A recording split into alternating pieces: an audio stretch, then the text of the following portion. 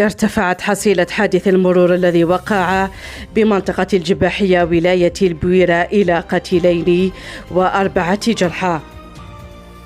هذا وتدخلت مصالح الحماية المدنية في حدود الساعة 6:59 من أمسية الأربعاء، ممثلة في وحدة الجباحية مدعمة بوحدة القطاع عمر والوحدة الرئيسية، أين تم إسعاف الجرحى ونقلهم إلى مستشفى الأخضرية، فيما تم تحويل الوفيات إلى مصلحة حفظ الجثث.